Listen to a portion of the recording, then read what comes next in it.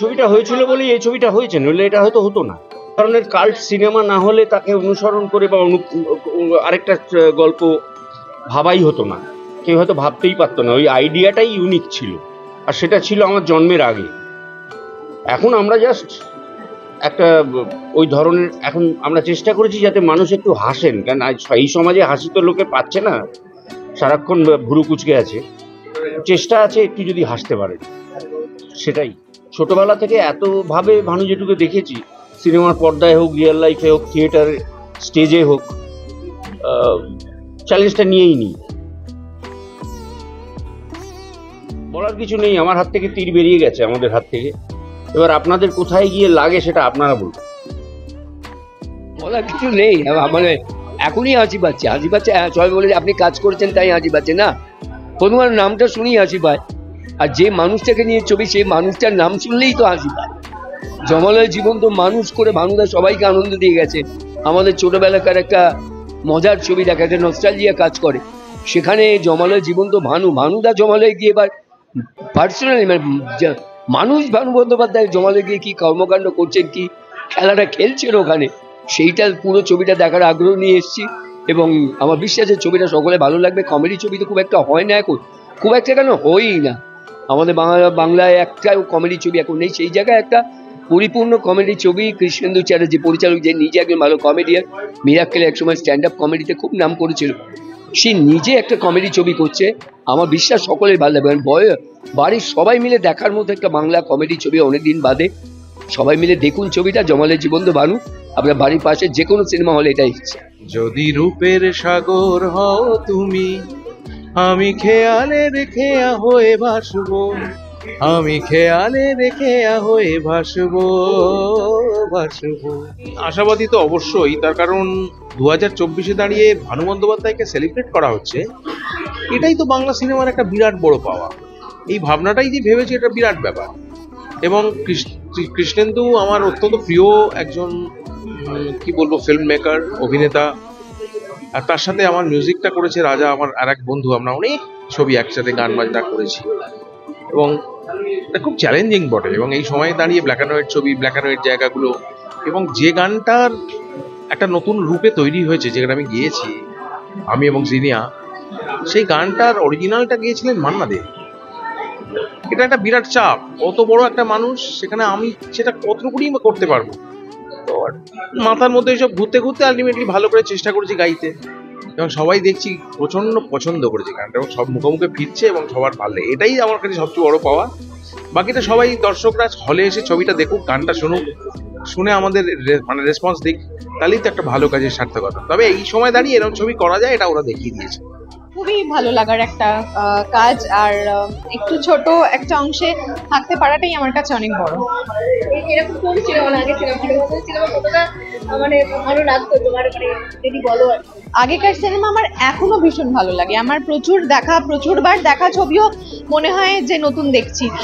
হয়তো ফ্রেমগুলো মুখস্থ হয়ে গেছে, কিন্তু দেখার যে আগ্রহটা বা দেখার কি বলবো, মানে দেখার চোখটা কখনো পুরনো হয় না, মনে হয় বারবার দেখি। আর ওই সাদা কালোর মধ্যে যে একটা অদ্ভুত কি বলবো, মানে সাদা কালোর একটা অদ্ভুত মাধুর্য আছে, সেইটা আমাকে খুব টানে সবসময়।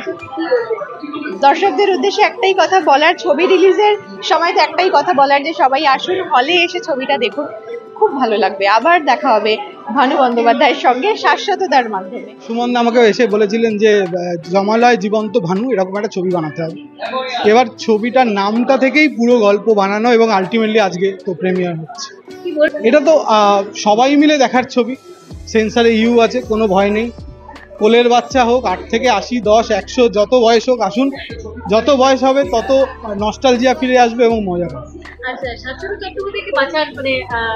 আর তো কেউ নেই, মানে ভানুবাবুর সাথে ওতপ্রোতভাবে যুক্ত ছোটবেলা থেকে, বাড়ির সাথে ভালো সম্পর্ক, এবং এই রকম মুখ মানে দেখলে এমনি মেকআপ ছাড়াই মনে হয় কিছুটা ভানুবাবুর মতো। এই জন্যই ওকে খুবই ভালো লেগেছে ছবিটা। শাশ্বত অসাধারণ করেন জেঠু, শুভাশিস দা, এরা সবাই খুব ভালো। গানগুলো কিরকম পুরোনো দিনের স্টাইলের, সবটা ভালো লেগেছে। একটা ফুল অন প্যাকেজ আমার মনে হচ্ছে মানুষ মজা করবে, সব বয়সের মানুষরা এনজয় করবে, এটাই মনে হয়। সিনেমাটা দেখেছো? আমি দেখলাম, হ্যাঁ আগেরটাও দেখেছি, হ্যাঁ হ্যাঁ হ্যাঁ। লোকজনের প্রতিক্রিয়ায় বুঝতে পারছি যে এখনো বাঙালির কাছে, আমার জেনারেশন, আমার মায়ের জেনারেশন, তার আগের জেনারেশন, সকলের কাছেই স্বর্ণযুগের ছবি, বাংলা স্বর্ণযুগের বাংলা ছবি কতটা আকর্ষণীয়, এখনো কতটা নস্টালজিয়া তৈরি করে। ভানু ব্যানার্জির মতো শিল্পী মানুষের মনে কিভাবে অবস্থান করেন সেটা সবটাই বুঝতে পারছি আজকে মানুষের প্রতিক্রিয়া দেখে। এবং পরের জেনারেশনের জন্য এই ছবিটা খুবই আকর্ষণীয়, কারণ এখানে একটি ছোট্ট করে সায়েন্স ফিকশনের ব্যাপারও আছে, কিন্তু টাইম মেশিনের ব্যাপার আছে একটা। আর আজকে 2024-এর স্বর্গ, সেটাও কিরকম সেটাও এই ছবিতে দেখা যাবে, যে স্বর্গে কিভাবে ল্যাপটপ ব্যবহার হচ্ছে। এবং মিস্টার গুপ্ত স্বর্গে তিনি ঠিক কে, এগুলো সব দেখার, এই জন্য পরের জেনারেশনেরও খুব মজা লাগবে ছবিটা দেখতে। ইনফ্যাক্ট আমিও ছবিটা গোটাটা পুরো দেখা হয়নি, এখন দেখবো। দর্শক হিসেবেই আমিও খুব উদ্গ্রীব ছবিটা দেখার জন্য। আমাদের খুব ভালো লেগেছে, মানে ইনফ্যাক্ট ও ম্যানারিজম গুলো এত সুন্দর তুলেছে যে ভানু বন্দ্যোপাধ্যায়ের পুরোনো ছবিগুলো দেখলে মানে একদম অনেকটা মিল খুঁজে পাচ্ছি।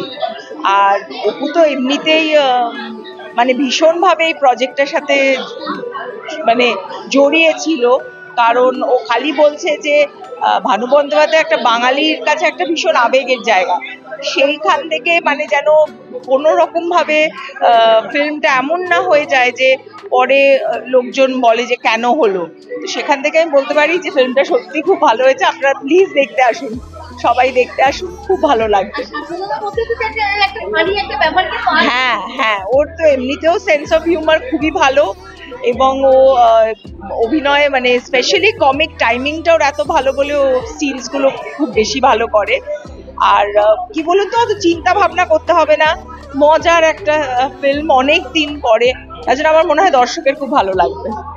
তোমার কেমন লেগেছে? আমারও ভীষণ ভালো লেগেছে। বাবা ইজ আমার ফেভারিট অভিনেতা, তো আরেকটা কাজ দেখে খুব ভালো লাগলো। আর খুব মজার ছবি, খুব সেন্টিমেন্টের জায়গাগুলো হিট করে, তো সবাইকে বলবো প্লিজ আসুন, ছবিটা দেখুন।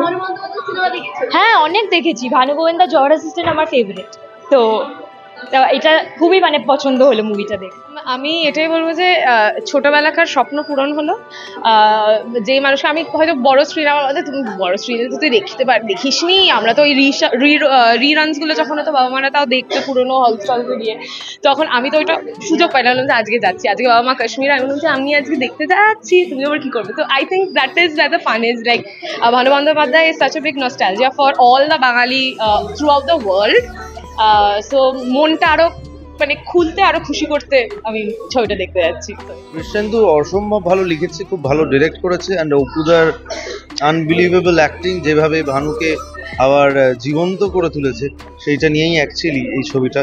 এবং সত্যি সেলিব্রেট করা হয়েছে ওরকম একজন লেজেন্ডারি ক্যারেক্টারকে, লেজেন্ডারি মানুষকে। এটা অপুদা ছাড়া আমাদের এই পৃথিবীর কোনো বাঙালি পারতো বলে আমার মনে হয় না। Outstanding actor actually. আমি যখন দেখছিলাম তখন ভাবছিলাম যে কোন মাপের অভিনেতা শাশ্বত চট্টোপাধ্যায়।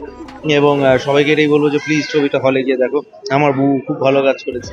হ্যাঁ, তো সেক্ষেত্রে সেটা অপূর্ব করেছে। আমি আগে শুধু লুক দেখেছিলাম, লুকটা যেটা ছিল বেরিয়েছিল, কিন্তু যখন এই সিনগুলো দেখলাম তখন প্রচন্ড ভালো লাগলো, সত্যিই খুব ভালো। আর সবাই দেবদী থেকে শুরু করে সবাই নিজস্ব জায়গায় নিজের চরিত্রে খুব ভালো। অম্বরীশ আউটস্ট্যান্ডিং, খুব ভালো।